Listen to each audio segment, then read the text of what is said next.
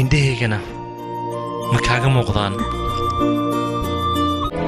hal mid oo keliya aan ogahay saay adiga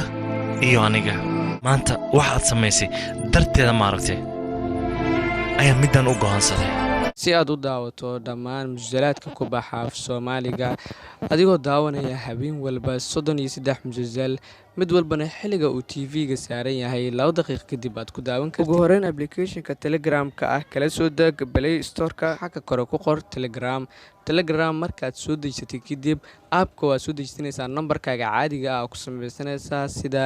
WhatsApp-ka kale kadib markaad soo samaysato xagga kore searching-ka aad waxa qoraysaa Asaas TV markaad intaas qorto waa kaas kanaalka halkaas ayuu ka soo baxayaa waad ku dhufanaya kanaalka marka kanaalka ku dhufato kadib waxa markaas ka sii dooranaya qaybta hoose ee jointa marka halkaas taabato waad ku soo musalsalaadka ama aad arki weyso waxaad markaas sii taabanaysaa meelaha nambarada ku qoran yihiin ama nambarka shaashada saaran oo Telegram oo number ahaan waa seefanaysaa sida WhatsApp-ka camal marka qof ku dirsanayso kale marka sidaas oo kale kadib halkaas la xiriir halkaas ayaa lagaaga caawin doonaa adigoo heli doono musalsalaad